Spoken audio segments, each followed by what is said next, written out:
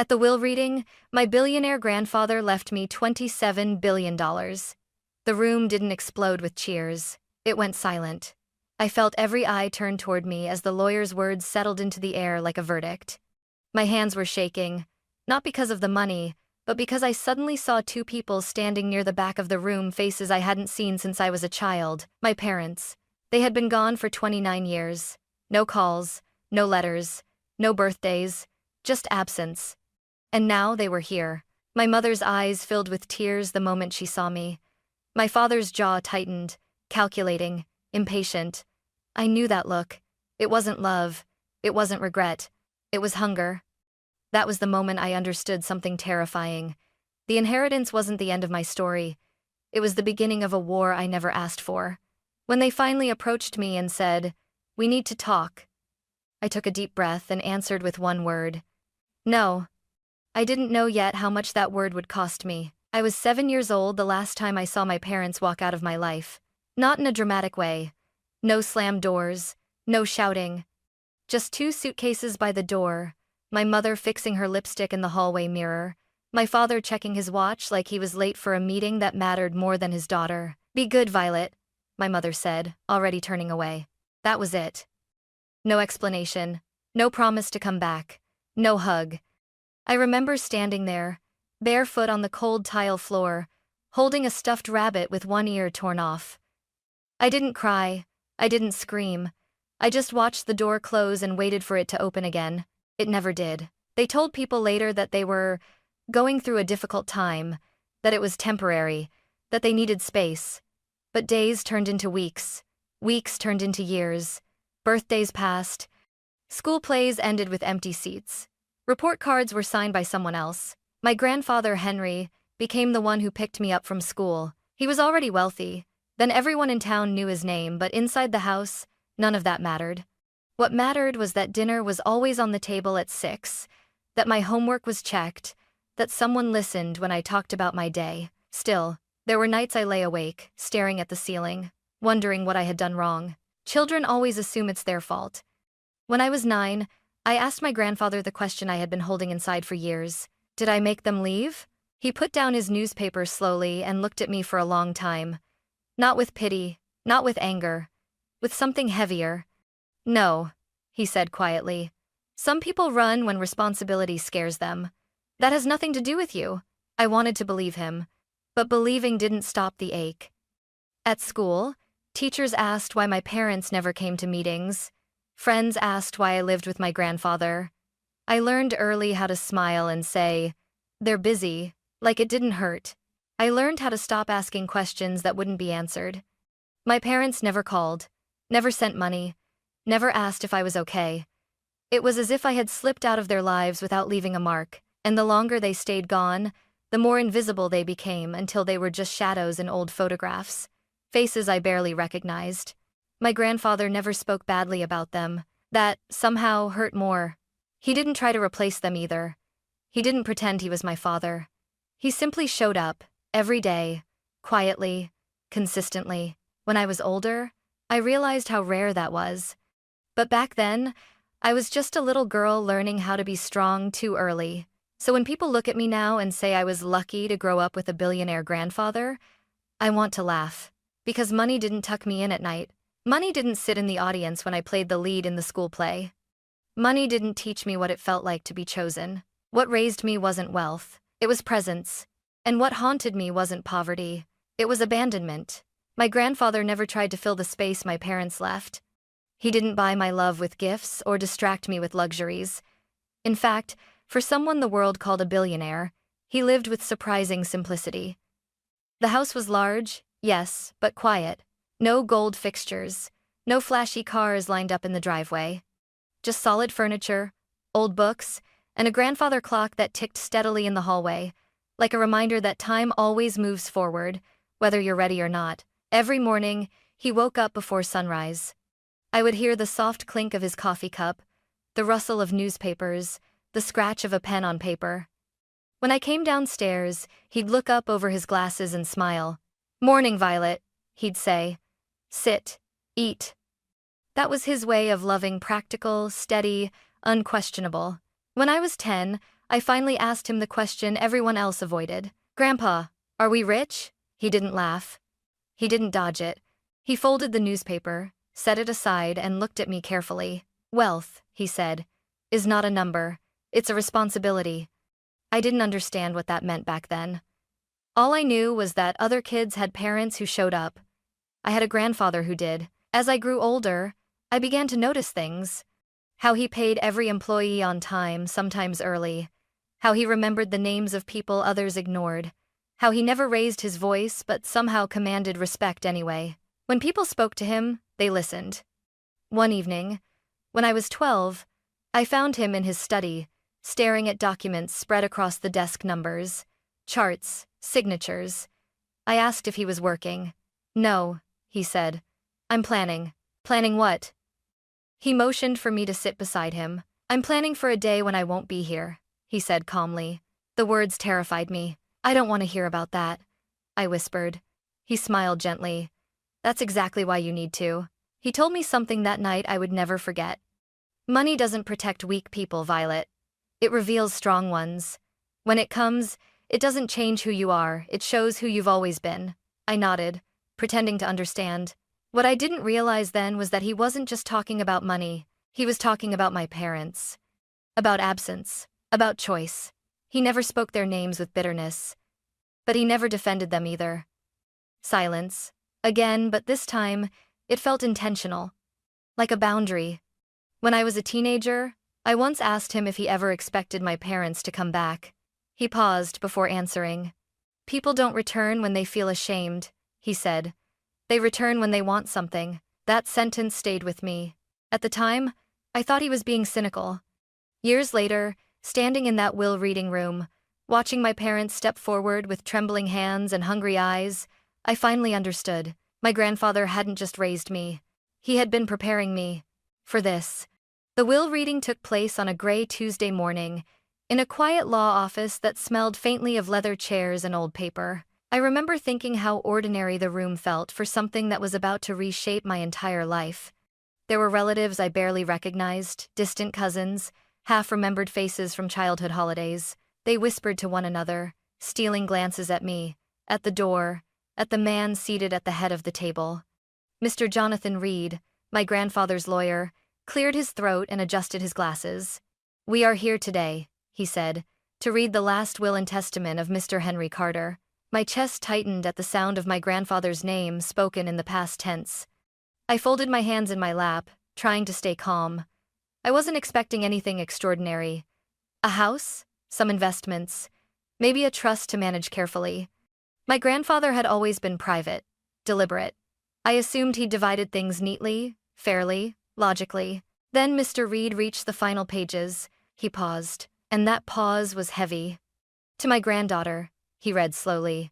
Violet Carter, I leave my entire controlling interest in Carter Holdings, all private assets, and all associated trusts. The room went still. Mr. Reed looked up. The estimated value at the time of this reading is approximately $27 billion. I swear I stopped breathing. 27 billion. The words didn't make sense at first. They felt unreal, like numbers you hear in the news but never connect to yourself. A soft gasp rippled through the room. Someone dropped a pen. Another person whispered, "That can't be right." I didn't move. I couldn't. That was when I felt it, an unmistakable shift in the air, a presence behind me. I turned, and there they were, my parents, standing just inside the doorway, as if they'd been there all along. My mother's eyes widened when she saw me. Her hand flew to her mouth. "Violet," she whispered, like my name had been a prayer she'd just remembered. My father's gaze didn't soften. It sharpened. I hadn't seen them in 29 years, yet in that moment, I recognized them instantly. Time had aged their faces, but not their intentions. Mr. Reed cleared his throat again. "Please," he said carefully, "if you are not named parties, you'll need to—" "We're her parents," my father interrupted, stepping forward. "We have every right to be here." My heart started pounding, not from fear, from instinct. Somewhere, deep inside, a voice my grandfather had planted long ago whispered a warning. This wasn't a reunion. This was a claim. And before the ink on the will had even dried in my mind, I knew one thing with terrifying clarity. The money had finally brought them back. And they weren't going to leave quietly. The moment the will reading ended, they moved. Not toward me with open arms. Not with questions about my life or how I'd survived without them. They moved with purpose, tight smiles, measured steps, the kind people use when they're about to negotiate something valuable. "Violet," my mother said softly, reaching for my hand as if the last 29 years were nothing more than a misunderstanding. "We should talk." Privately, I pulled my hand back before she could touch me. My father didn't bother with softness. "This isn't appropriate," he said, glancing at the other relatives. "Family matters shouldn't be handled like this." Family. The word landed wrong. Mr. Reed stood. "If you'd like to schedule a separate meeting." "No need," my father cut in. "This concerns us directly." I felt the weight of every eye in the room press into my back. The whispers started immediately. Some people looked confused. Others looked entertained. A few looked relieved it wasn't them at the center of the storm. My mother took a shaky breath, as if she were the injured party here. "Violet, sweetheart, you have to understand we never meant to stay away that long. Things just happened." I let out a short, humorless laugh before I could stop myself. "Things happened for 29 years?" Her eyes filled with tears on cue. "We were young. We were overwhelmed. You can't punish us forever for that." Punish. As if my life had been a sentence they were serving. My father stepped closer, lowering his voice. "Let's be reasonable. Your grandfather was my father. Whatever he left you, fine. But all of it? That doesn't make sense." "It made sense to him," I said. He shook his head. "You're being emotional. You're not thinking clearly." There it was. The familiar tone, firm, dismissive, corrective. The tone of someone who believes authority is something they're owed. "You're too young to manage this kind of wealth alone," he continued. "We're willing to help.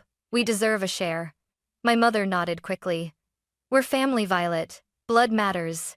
I felt something inside me tighten, not fear, not sadness, but clarity. "Blood didn't matter when I was 7, I said quietly. The room fell silent again. My father exhaled sharply. "That's not fair." "No," I replied. "What's not fair is showing up after almost 3 decades and asking me to hand over my grandfather's life's work like it's overdue rent." My mother's tears stopped instantly. "Don't speak to us like that," she said, her voice suddenly cold. "We gave you life. And then you walked away from it," I answered. She stood up straighter, offended now. "We didn't abandon you. We made a choice." "Yes," I said. "You did." My father leaned in, his eyes hard. "Listen carefully. If you think you can shut us out, you're mistaken. We have legal options." The word legal echoed in my chest. Mr. Reed cleared his throat again, trying to intervene. "Mr. Carter, the estate." "This isn't over," my father snapped. "Not by a long shot." I looked at him fully then. Really looked. Not the man I'd once imagined might come back for me. Not the father I'd secretly hoped existed somewhere. Just a stranger who saw me as an obstacle between himself and something he wanted. "I'm not giving you anything," I said. My voice didn't shake. My mother gasped. "How can you be so cruel?" "Cruel." Another word twisted into a weapon. "I learned it from you," I said calmly. "You taught me how to disappear." For a moment, no one spoke. Then my father smiled, a thin, dangerous smile. "Fine," he said. "If you won't do this as family, we'll do it properly." "Properly how?" I asked, already knowing the answer. "Through lawyers," he said. "Courts, public records, media, if necessary." My stomach dropped, but I didn't show it. Mr. Reed stepped forward at last, his voice firm. "The will is valid. The trust is airtight. Threats will not change that." My father turned on him. "Everyone has a weakness." I felt something rise in my chest, then not panic, but anger. Clean, sharp anger. "You don't get to scare me," I said. "You don't get to rewrite my life because money finally made me visible to you." My mother stared at me like she didn't recognize me. Maybe she didn't. Because the girl who waited by the door was gone. My father gathered his coat, eyes never leaving mine. "This isn't finished," he said quietly. "You'll hear from us." I nodded once. "I'm sure I will." They walked out together side by side, just as they had all those years ago. Only this time I didn't watch the door hoping it would open again. I watched it close. And I knew, with absolute certainty, that saying no had only been the first step. The real fight was just beginning. The first letter arrived 3 days later. Cream-colored paper, expensive envelope. My father's name typed neatly at the top, as if formality could disguise intent. I didn't open it right away. I already knew what it would say. I could hear his voice in my head, calm, certain, instructing the world to bend. When I finally did, my hands were steady. A formal notice of intent. They were contesting the will. The language was polished and cold. It spoke of rights, familial obligation, undue influence. It suggested without saying it outright that my grandfather had been manipulated, that I had benefited unfairly, that I was unqualified, emotionally compromised, and therefore unfit. I felt the room tilt, not because I believed them, because they were trying to erase the man who raised me by turning him into a legal argument. That night, my phone rang until I turned it off. Unknown numbers. Voicemails I didn't listen to. Messages from relatives who hadn't spoken to me in years suddenly remembered my name. Maybe you should just settle. Family is family. This could get ugly. Ugly. I sat alone at my kitchen table, the letter spread open in front of me, and for the first time since the will reading, fear slipped through the cracks. Not fear of losing money, but fear of losing my grandfather all over again, this time in public, piece by piece, through accusations and headlines. The next morning, I went straight to Jonathan Reed's office. He read the letter once, then again. Then he set it down and looked at me with something close to anger. "They're bluffing," he said. I exhaled. "You're sure?" "As sure as the law allows," he replied. "Your grandfather anticipated this. That's why the trust is structured the way it is. Independent evaluations, medical records, years of documentation. He wasn't just careful, he was deliberate." I swallowed. "They're saying he was influenced. That I—" He raised a hand gently. "They can say whatever they want. Saying it doesn't make it true." I leaned back in the chair, my heart pounding. "So they can't take it?" "No," he said firmly. "They can try. And they will. But they can't win." Relief washed over me, thin, fragile, but real. Then he added, "That doesn't mean it won't hurt." He was right. Within weeks, the pressure escalated. My mother sent emails late at night, long and rambling, swinging between apology and accusation.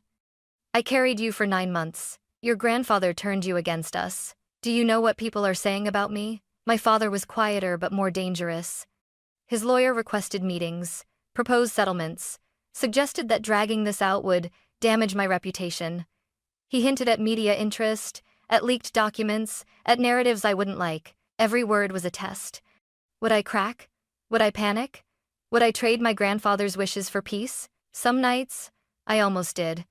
I'd wake up with my chest tight, imagining courtrooms and strangers dissecting my childhood. I'd picture my grandfather's name dragged through doubt, his intentions questioned by people who never knew him.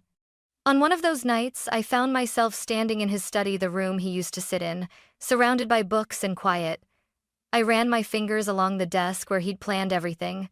"You knew," I whispered into the silence. "You knew they'd do this." And in that quiet, something settled inside me. This wasn't just about money. This was about boundaries, about choosing not to reward abandonment, about understanding that protecting myself wasn't cruelty, it was survival. The next morning, I told Jonathan to proceed. "No settlements," I said. "No compromises. If they want to fight, they'll have it in the open, under the law." He studied me for a moment, then nodded. "That's exactly what your grandfather expected you to say." The first hearing was scheduled shortly after. As I walked into the courthouse days later, cameras flashing, my parents waiting across the room with practiced expressions of concern, I felt something surprising. Not fear, resolve. They had come back for everything. But they were about to learn that I wasn't the child they left behind. And I wasn't backing down. The courtroom wasn't where the truth finally came out. It was a quiet afternoon, 2 weeks after the first hearing, when Jonathan called me into his office and closed the door behind me. "They made a mistake," he said. I looked up. "What kind of mistake?" "The kind people make when they assume money erases history." He slid a folder across the desk. Inside were documents I'd never seen before, emails, bank records, dated correspondence. My grandfather's handwriting appeared on several pages, steady and unmistakable. Jonathan tapped one page. Your parents didn't just disappear. They signed agreements, voluntary ones. My chest tightened. Agreements? Your grandfather offered support back then, housing, financial help, even mediation. They refused, in writing. They wanted no involvement, no responsibility, no conditions. I stared at the page, my hands trembling now despite my efforts to stay calm. So they chose to leave, I whispered. Yes, Jonathan said gently. And they chose to stay gone. Away. The documents showed more than absence. They showed intention. Clear dates, clear decisions. No confusion, no coercion. My grandfather had kept everything. Not out of spite. Out of protection. There's more, Jonathan added. He turned another page. A timeline. Notes from estate planners. A clause highlighted in yellow. Condition of inheritance disclosure. My grandfather had written that if my parents ever attempted to claim the estate, these records were to be submitted immediately to establish context and intent. He had planned for this moment. I felt a strange mix of grief and gratitude press against my ribs. He had known they might return not because they loved me, but because they wanted what he'd built. That night, my mother called. I almost didn't answer. Violet, she said, skipping any greeting, her voice brittle. Why are you doing this? Doing what? I asked quietly. Dragging the past into court, making us look heartless. I closed my eyes. I'm not dragging anything out, you brought it back. She scoffed. We didn't know he'd become this powerful, this rich. There it was. Not we missed you. Not we regret leaving. Just money. So that's it? I asked. If he hadn't been wealthy, you'd still be gone? Silence. Then she said, You don't understand how hard our lives were. I almost laughed. I was 7, I replied. And you left me anyway. Her voice sharpened. You're turning into him, cold, calculated. No, I said calmly. I'm turning into myself. The call ended abruptly. 2 days later, the filings were submitted. The records. The letters. The signed refusals. The narrative shifted overnight. Headlines softened. Whispers changed direction. People who had urged me to settle suddenly went quiet. Some even apologized. My father avoided eye contact at the next hearing. His confidence cracked, just slightly. For the first time since they returned, I saw it. They weren't powerful anymore. They were exposed. And in that moment, standing on the courthouse steps, the wind sharp against my face, I realized something that stunned me. The hardest part of this fight wasn't saying no. It was accepting the truth I'd avoided my entire life. They hadn't left because they had to. They left because they wanted to. And no amount of money, 27 billion or otherwise, could ever rewrite that choice. Part 7. The moment I chose myself. The final confrontation didn't happen in a courtroom. It happened in a quiet conference room. Weeks later, when my parents asked for one last meeting. No lawyers, my mother said over the phone. Just us. Please. Against my better judgment but guided by a need for closure, I agreed. They were already seated when I arrived. My father sat stiffly, hands folded, eyes tired. My mother looked smaller than I remembered, her confidence replaced by something fragile and defensive. Thank you for coming, she said quickly, as if gratitude might soften what came next. I didn't sit down. Say what you came to say, I replied. My father cleared his throat. We've discussed this, he began. Dragging this out won't benefit anyone. The court process, the attention, it's exhausting. We think it's best to put this behind us. I nodded slowly. And by put this behind us, you mean? My mother leaned forward. A settlement. Something reasonable. We walk away quietly. You keep your reputation. Everyone wins. I felt a strange calm settle over me. For 29 years, I said evenly. You walked away quietly. Now you want the same privilege on your terms. That's not fair, my father snapped, the old edge returning. You're profiting from bitterness. No, I corrected him. I'm protecting myself from manipulation. My mother's eyes filled again, but this time the tears didn't move me. We're your parents, she whispered. You'll regret this one day. I looked at them, both really looked. Two people who had confused biology with entitlement, who believed regret could be weaponized.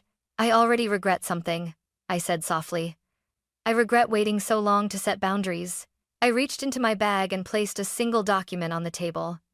A formal cease and desist notice. My father's face drained of color. This is your final warning, I continued. Any further contact, any public statements, any attempts to pressure or intimidate me will be handled exclusively through my legal team. Silence swallowed the room. My mother stared at the paper as if it were written in a foreign language.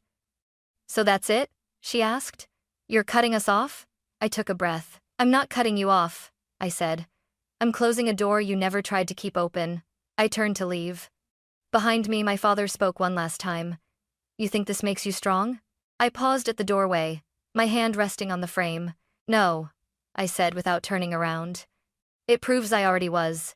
I walked out of that room lighter than I'd felt in years, not because I had won, but because, for the first time in my life, I had chosen myself without guilt, without fear, and without asking permission.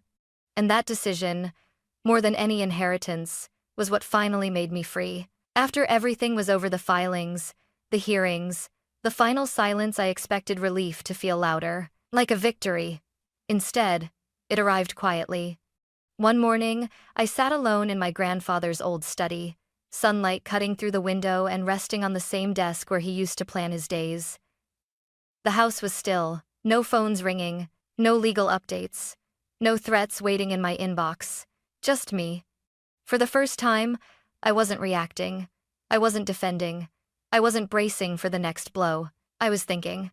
People assume that inheriting an enormous fortune answers every question in your life. That money closes wounds. That it replaces what was missing. It doesn't. Money doesn't hug you when you're afraid. It doesn't sit beside you when you're confused. And it certainly doesn't tell you who deserves access to your heart. What it does do is remove excuses. It removes the illusion that you need to tolerate harm to survive. It removes the pressure to stay quiet just to feel secure. And it forces you to confront a truth many people avoid their entire lives. Not everyone who shares your blood is safe for you.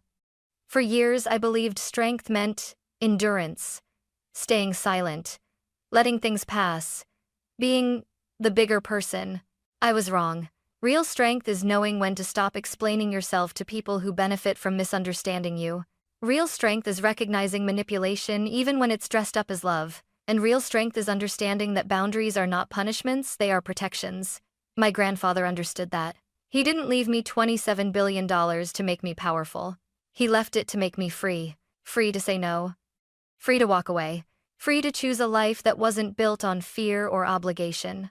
I used part of the inheritance to continue his work investing responsibly, supporting education, creating programs that gave others the kind of stability I once needed.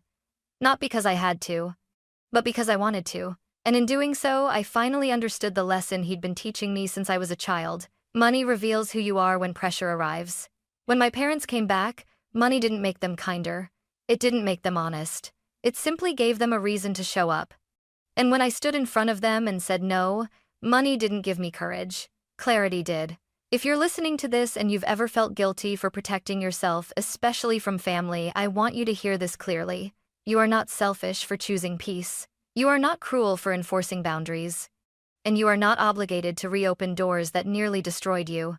Love that demands silence is not love. Family that returns only when you're valuable is not family. And forgiveness does not require access. I don't hate my parents, but I no longer confuse absence with misunderstanding. Some people don't lose you, they forfeit you. Today, when I look at my life, I don't measure it in numbers or assets. I measure it in something far rarer, self-respect. And that more than any inheritance, more than any courtroom victory, is the legacy I will carry forward. Not because I was given everything, but because I finally learned what was never meant to be taken from me.